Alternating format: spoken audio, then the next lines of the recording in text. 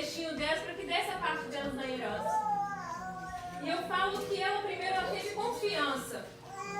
E é o que a gente tem que ter nos dias de hoje, que Deus tem colocado muito no meu coração, porque é como já foi falado aqui, as circunstâncias nos faz a gente pensar o contrário. Faz a gente pensar o contrário de tudo aquilo que Deus tem pra gente.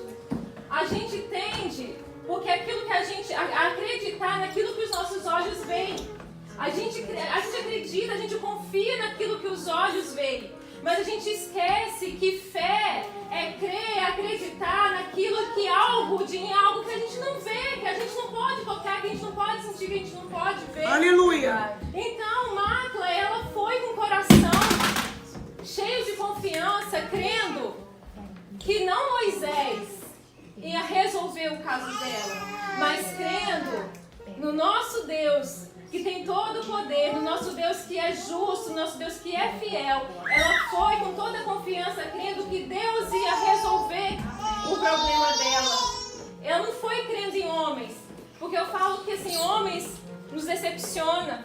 Quando a gente deposita a nossa confiança em homens, muitas das vezes nós somos decepcionados, a gente fica frustrado, porque nós somos falhos, os homens, né? A gente é carne, a gente acaba, às vezes você não acaba correspondendo àquilo que a sua irmã queria. Verdade. Não coloque a sua confiança na sua irmã do lado, naquele que anda junto com você, não. A gente tem que estar sempre com a nossa confiança em Deus. Aleluia. É somente Ele que pode mudar aquela circunstância ali, aquele problema, que às vezes pra gente não tem jeito, a gente se sente excluída, a gente fala, meu Deus, será que não vai ter jeito? Será que, Senhor, é a promessa que o Senhor tem pra mim, ó Deus? E aquilo que eu vamos provar tua glória e bondade. Vamos provar o quão real é tua presença. Esse alvo ele fica parado.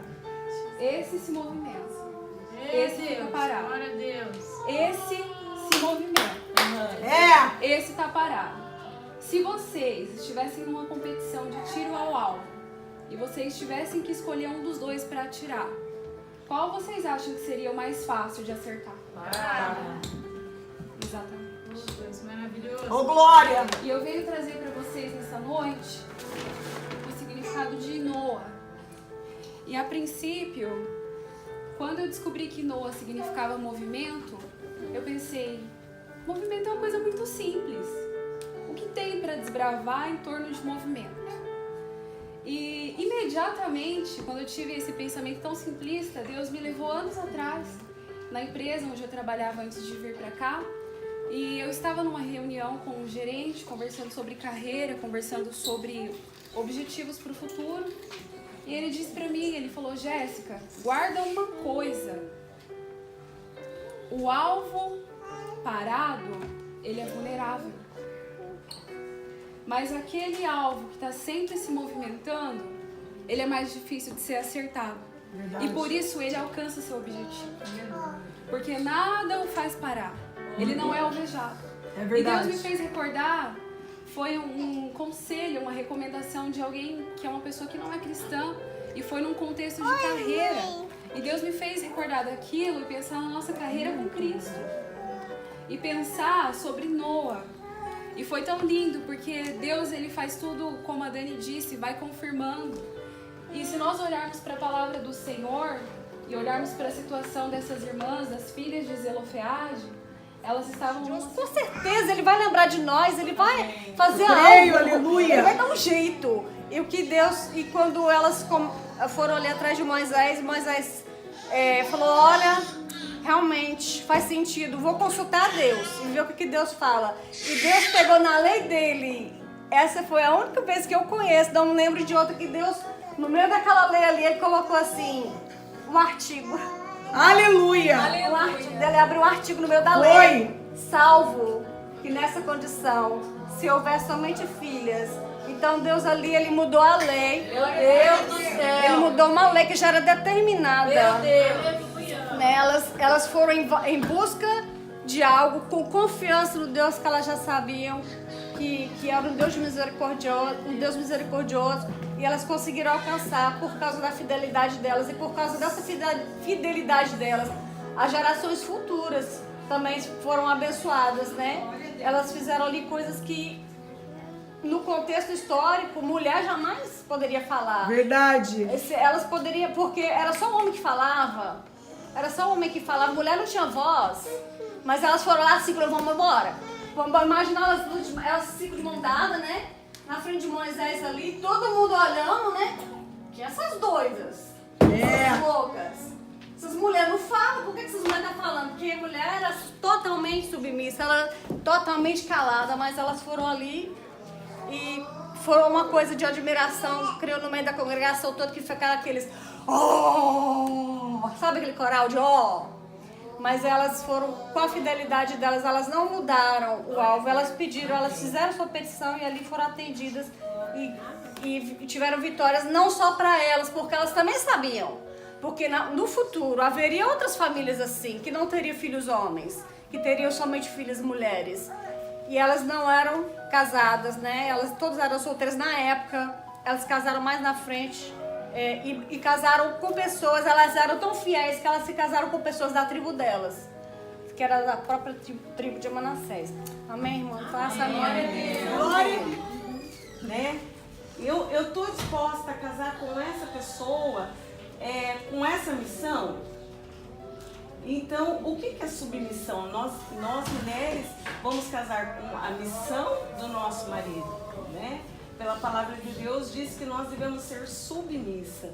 Então, submissão. Você tem que estar debaixo da missão do seu marido. Né? Glória a Deus. Então, muitas mulheres questionam isso, porque às vezes são formadas, são mulheres com QI lá no alto, né? E muitas vezes o marido já é mais calmo, já tem uma postura mais devagar. Então, assim, a gente não admite, entendeu? Não.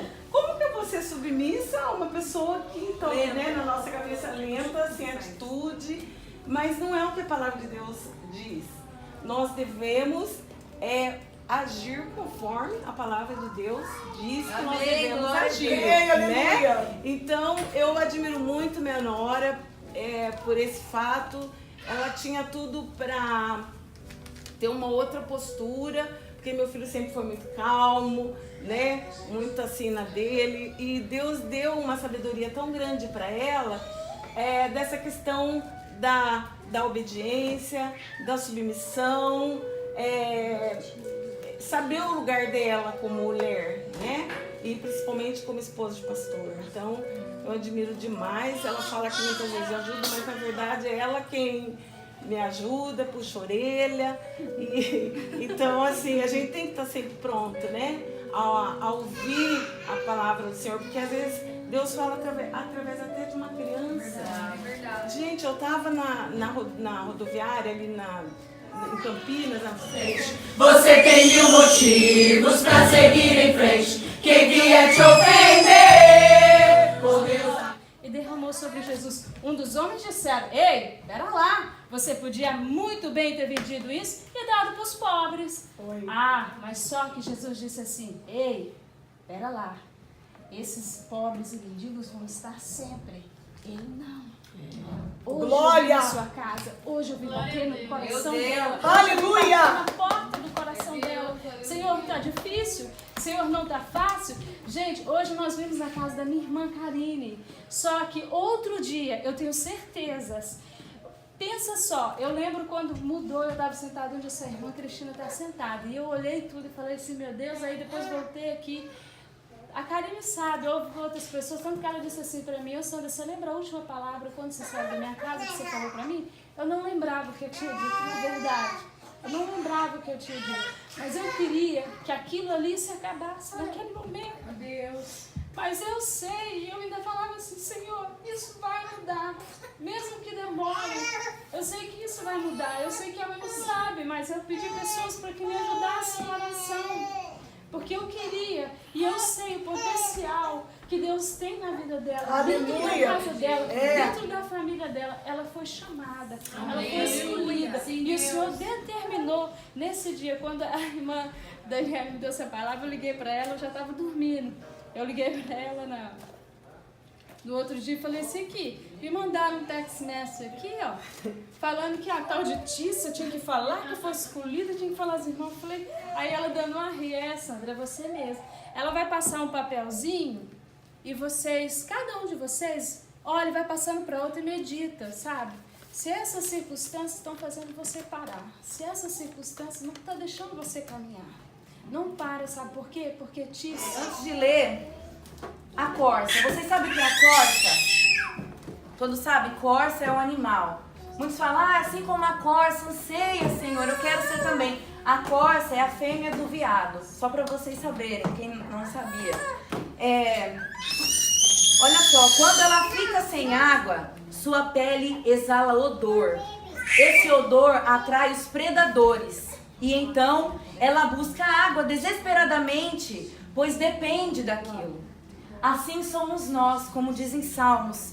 Assim como a corça anseia por águas, nós ansiamos pelo Senhor. Por quê? Se nós não tivermos se nós estamos com aquela sede e não buscarmos água, o que vai acontecer? Os predadores. Quem é o predador nosso? O inimigo. Porque nós sabemos que os anjos do Senhor estão sobre nós. Mas se nós não estarmos na brecha, buscando ao Senhor, adorando ao Senhor, na vontade de Deus, infelizmente, muitas vezes nós damos brecha e o inimigo entra para querer matar, roubar e destruir, que é o papel dele. Mas nós, nessa noite,